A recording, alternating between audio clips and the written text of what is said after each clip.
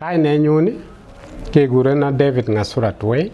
My name is David Ngasuratwe. I live in Chepsion, Kericho County. I am a Talai and I belong to the Araap Koilegen family. I'd like to thank the Kalenjin media in Kericho for inviting me to their studio so that I could tell this important story about the Talai. Today, I have a lot to say. I'm sure most Kalenjins have never heard of the story I'm going to tell. Well, I have worked in Brookbond, which was later renamed Unilever, for 21 years and retired in the year 2000. I started doing my research on the Talai and Kipsigis while I was still working at the company. I have written books on the history of Talai and the Kipsigis. The books document their culture before, during, and after colonization. My first book was The Once Powerful Talai, which was published in 1995. My second book was The Kipsigis Talai, published in 2018. This is the book that won the second position on Reader's Award, non-fiction category in the USA. An American book was leading, followed by my book. And the third one was an Indian publication. My latest book is The Once Powerful Talai Clan, A Trail of Tears, which was published in India in the year 2021. This book and the other two books are available at Amazon and Bethany bookshops. Some Kenyan filmmakers are working on a movie based on the particular book. It has taken me over 35 years doing research on Talai and Kipsigis. I'd like to thank friends who helped me with documents from UK, Kenya, and Entebbe National Archives in Uganda. The first to thank is Bill Ruto, who is a Kipsigis and Talai historian. Second is Mr. Michael Sialai, who was a clerk in the National Assembly. And Dr. Godfrey Sang, whom I still work with to date, in pursuing the compensation of the Talai people. I would also like to thank Dr. Kipkoech Sambu for his invaluable input. Let me briefly tell you about the Talai based on my book. The Talai originated from Maasai, from Laikipia. Then they came to Uasin. At some point, a war erupted between the Maasai and the Nandi people. The Maasai were overpowered. One Nandi woman whom was married to a Maasai Laibon and had twins ran away with her children. Her Laibon husband was called Kobukso. The woman ran away and hid in a cave at Oleso's area. She lived in the Salt Lake Cave with her children, Kobogoi and Barsabotua. Two lions came and took care of the woman and her boys. When Nandi people realized this, they came and persuaded the woman to rejoin them. Nandi people then named the two boys Taloin, meaning gentle. That two lions were meek on them while on the cave. The woman was married to some Nandi man and he took care of the boys. At some point, a prolonged drought occurred. Neighbors were driving their cattle for a long distance to get water.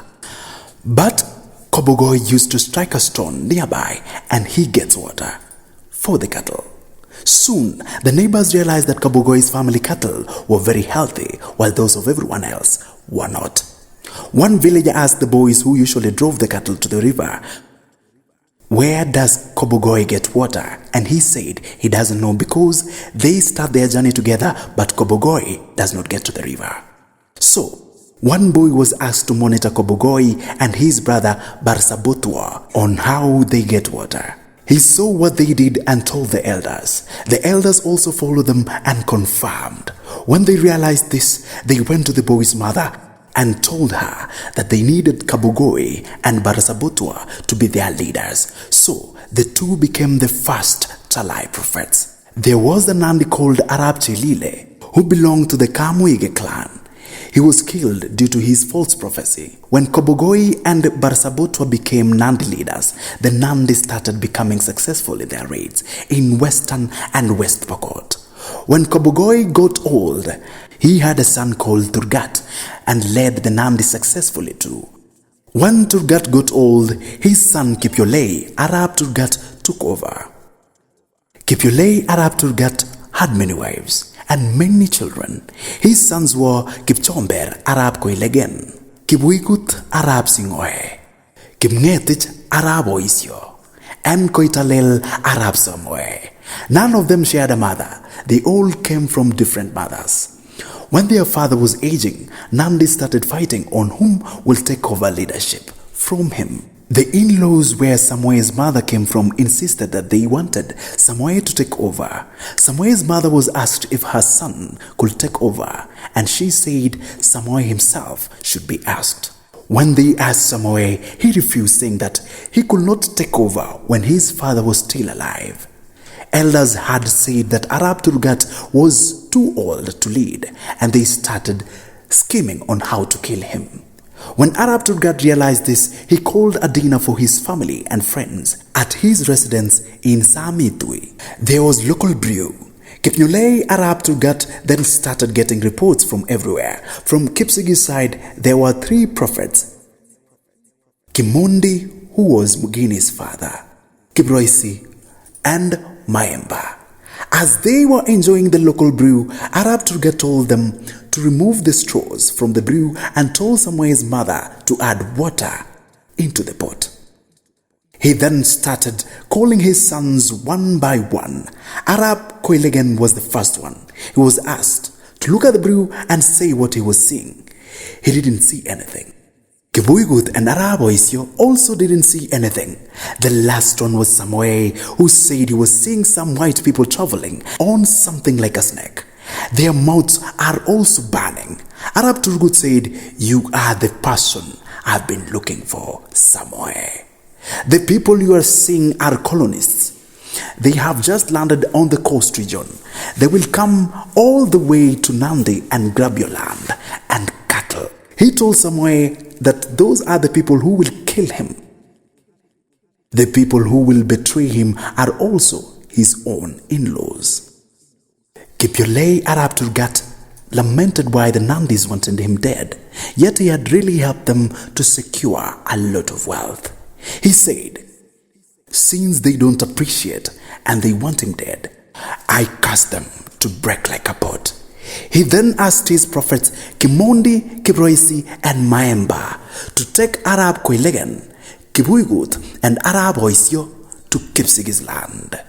He then said his leadership blessings were crossing over Kipchorian River to Kipsigis land. Samoy was asked to go to Keio. Araap Turgat called his wife, who did not sire any child, and took her to where a big rock was and gave her a bag that had leadership instruments. The name of the wife was Chief. He told her to keep them in that crack of the rock. The instruments remained there till 2001. Talai and Nandi elders went there and prayed. The rock opened up and the elders picked the instruments. The instruments are kept by Nandi Talai. Araap Turgat and his wife left the instruments. They went back home and didn't look back. He was killed by Nandi people the following morning and left in the field to be eaten by hyenas. Those days, colleges never buried their dead. The 3rd day after his death, there was mist and lightning. His tongue was cut and carried by lightning towards the sky. Kipyolei Araap Turgat did exactly what Jesus Christ did.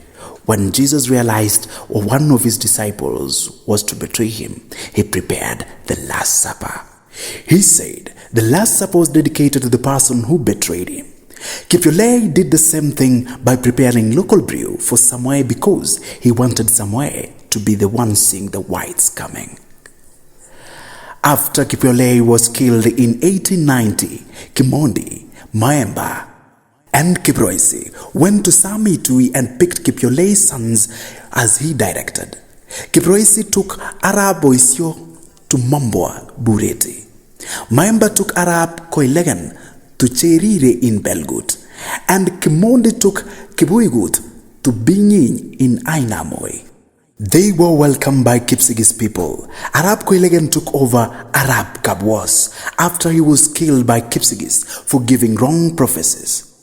In 1895, the white men arrived in Kericho area.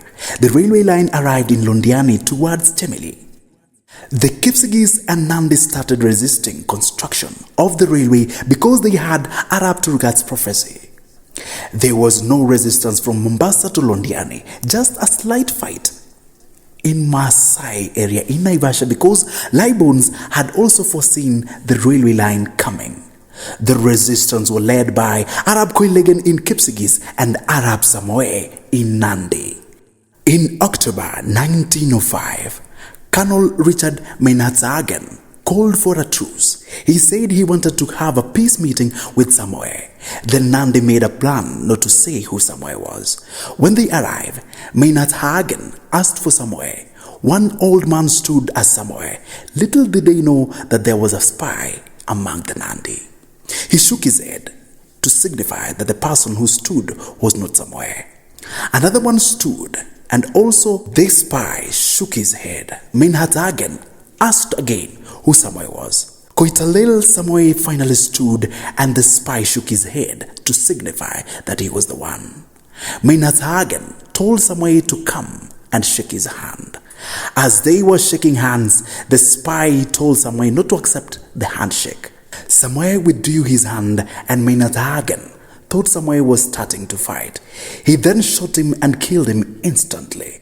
War erupted immediately between the whites and the Nandi warriors. Approximately 500 warriors were killed. They took 3 leadership sticks from Samoy. In 2006, the sticks were returned by Kipsigis Nandi scholars, namely Dr. Kipkoech Sambu, Dr. Kipnyango Serone, and others. The sticks are in Koitalel Samoy's museum in Nandi Hills. So, Samoy was killed in October 1905. When Samoy was killed, Araap Koilegen continued with the fight. In 1900, there was a fight in Cheblil. Some warriors from Nandi came and went to Cheblil in Kericho to hide. The whites followed them and told Kipsigis to reveal them or their cattle be taken. When Araap Koilegen heard this, he sent his warriors. A fight ensued and 2 white men and several Kipsigis warriors were killed. The whites were using machine guns that produced flames. So the Kipsigis called the place Koitamat. This place is called by the same name to date, Koitamat. After the fight, the white men decided to call a truce. So they decided to cut a dog by half to signify peace. Araap Koilegen sent his prophet called Araap Tompo and instructed him to hold the dog by the tail while the white man holds the head. This way, a curse will not follow the Kipsigis. The dog was split by half. Charles Hopley is the one who held the dog by the head. However, Kipsigis and Nandi continued fighting since they did not believe in the rituals of the dog. Charles Hopley decided to separate Kipsigis and Nandi, so he sent Major Hodge to look for a place to put a post in the present-day Kericho town. Hodge came to Captive Toure near Brook, and he liked the place. However, he did not find rivers, so he came to the present Kericho town, which was called Cap de Benguet then. He found many rivers and liked the place. He saw a house and asked whose house it was. He was told it belonged to Araap Kerich. He wrote Kericho in his diary and went back to Charles Hopley, who then requested for establishment of South Lumbwa administration in Kericho. This was approved and the office established in May 1902 after Koilegen's consent. In July 1905, white men prepared 2,000 Kipsigis in Sotik and asked them to return the cattle and women they had stolen from the Maasai people. They refused and all of them were killed in present-day Chemagel. It was called Chemagel since it was full of skulls following a massacre in November 1906. The whites called Araap Koilegen to go to Mombasa.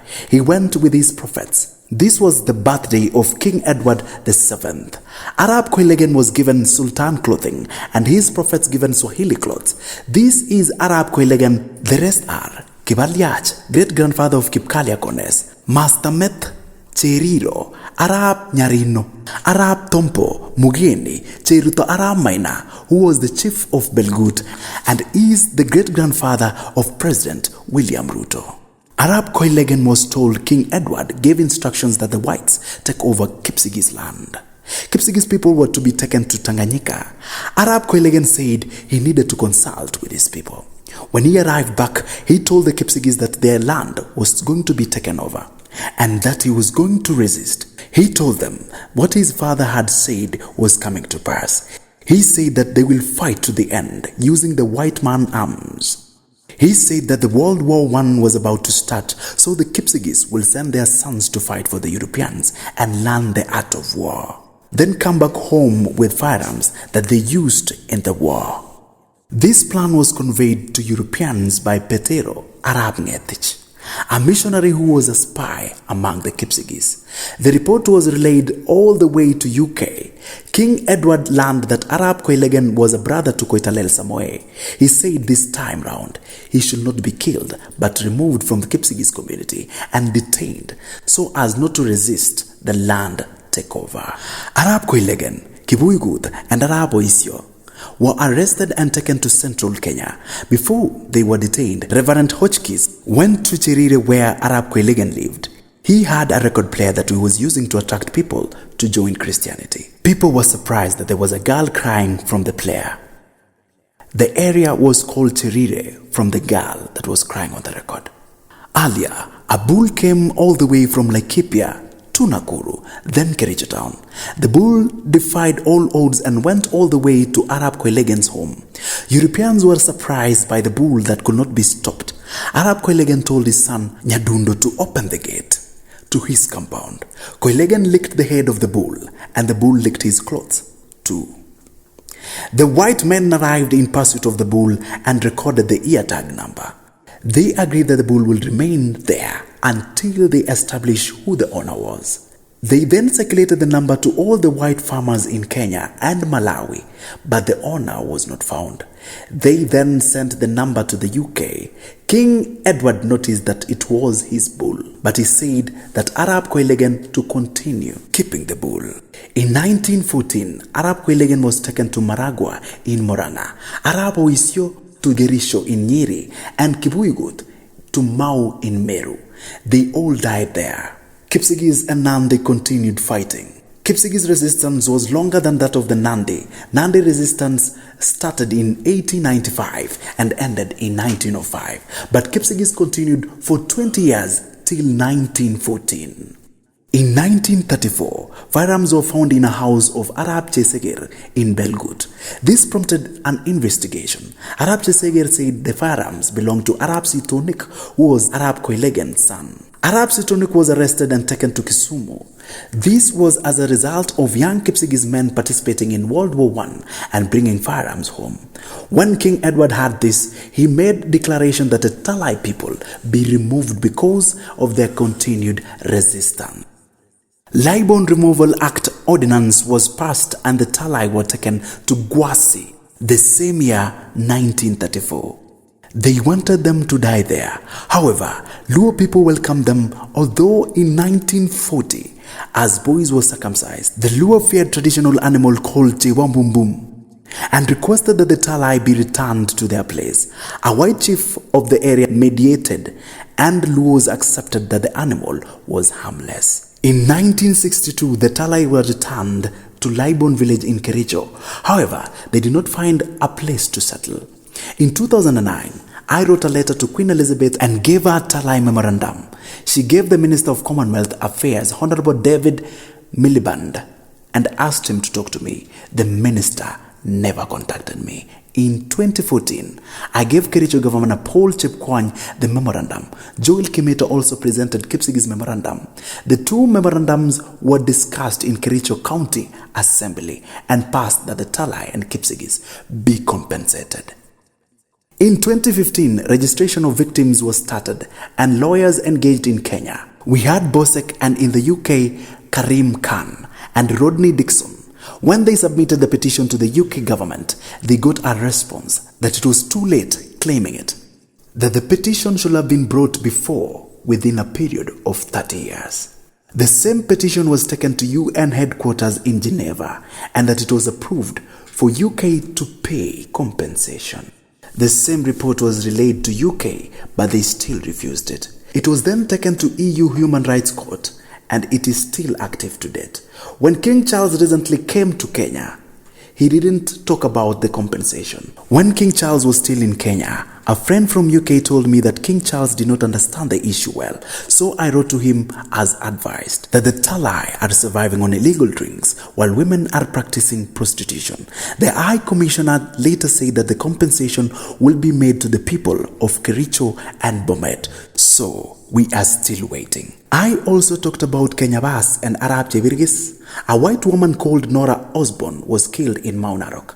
The whites looked for people who thought to be criminal in Chivaloko. They picked Kenyabas and Araap Kipsigis and were hanged. Mau Mau fighters from central Kenya later wrote a Baraza newspaper admitting that they were the ones who killed the woman. They lamented that innocent Kipsigis were hanged, and yet they were the ones who killed the white woman. I am also saying this because I feel that their families should be compensated. As I finish, I would like to say that we have been working with a team that has partnered with Egerton University to produce a Talai film based on the book. We are looking for sponsors to finance the project to a tune of 60 million shillings. We have had meetings with the county government of Kericho on possible areas of partnership. Thank you. Thank you, Kalenjin Media, for giving me an opportunity to tell the Talai story.